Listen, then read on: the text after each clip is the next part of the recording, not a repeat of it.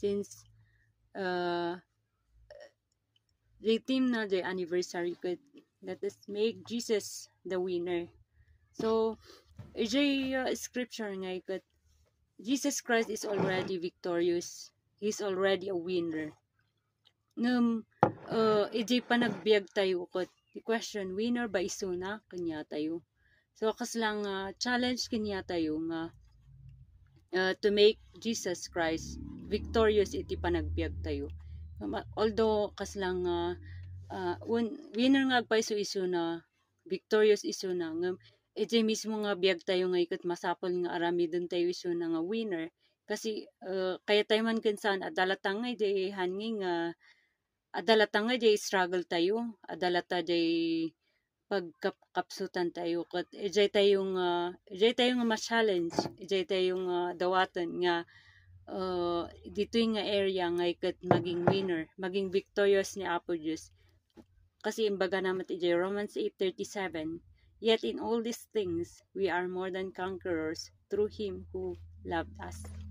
So ni Apo Diyos akas patuloy tayong ag-abide isuna as we continue to abide in Him iti word na ket adang whatever man nga struggles tayo, whatever man nga anyaman nga sitwasyon tayo nga ikat dawatan tayo lata jay presensya na, dawatan tayo jay grace na tapno ada nga maging victorious tayo nga agpaiso ijay nga area.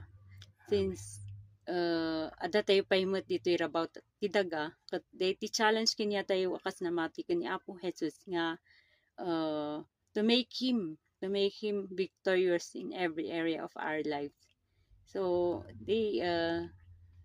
ahan kami paimot nga we are still building in process ket adupay ti masapol nga suruan mi kasalamat lang kanya mi adumot lang ti struggles mi adumot lang ti masapol nga pagadalan mi ket padapadaan tayo nga dawatan ti grace ken strength ni Apo Dios tapno maging victorious tayo.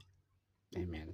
Amen. So let us remain steadfast, immovable, and firm in the Lord Jesus Christ until His second coming. Of course, part na rin iti preparation tayo as His bride. So again, thank you for listening. Iti dito niya ababang short word of encouragement kada tayo. Amen.